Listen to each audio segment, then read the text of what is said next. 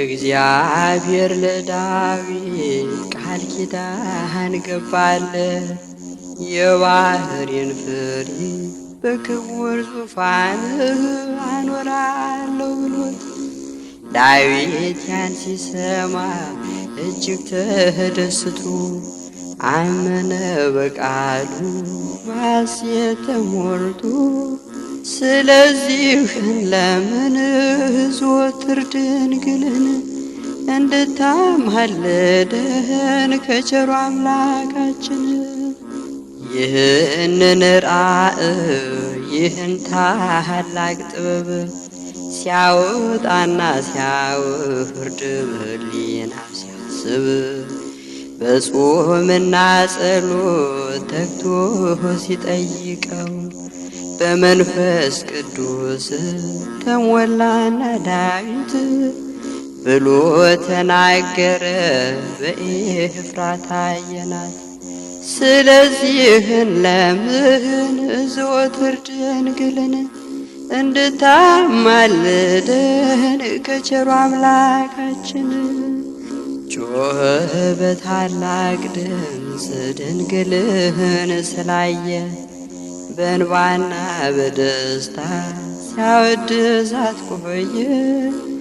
በገናውን ነስቶ ምስጋና ሲጀምር ልደቱን ጥምቀቱን ስቅለቱንም ሳይቀር በራእይ አይቶታል አንድም ሳይቀነስ አንድም ሳይጨምር። ስለዚህ ለምን ዘወትር ድንግልን እንድታማልደን ከቸሩ አምላካችን። በጸፍጸፈ ሰማይ ድንግል ልጇን አቅፋ እንደ ልዩ ኅብር በድምቀት ተጽፋ የዳዊት ከተማ የአንድዬ እናት ጽዮን እናታችን የነቢያት ትንቢት። ስለዚህ ለምን ዘወትር ድንግልን እንድታማልደን ከቸሩ አምላካችን። በተሸፈነ ቃል ኤፍራታ ይላታል ከነቢያት አንዱ ሚክያስ አይቷታል። ስለዚህ ለምን ዘወትር ድንግልን እንድታማልደን ከቸሩ አምላካችን። ከነቢያት አንዱ ሚክያስ ተነስቶ የመጪውን ዘመን በራእይ ተመልክቶ የኤፍራታ ክፍል አንቺ ቤተልሔም የሚወለድብሽ ቸሩ መድኃኔዓለም። ስለዚህ ለምን ዘወትር ድንግልን እንድታማልደን ከቸሩ አምላካችን። ተንቀሽ ብትኖሪም ለብዙ ዘመናት አታንሺም በፍጹም ከብዙ ነገሥታት።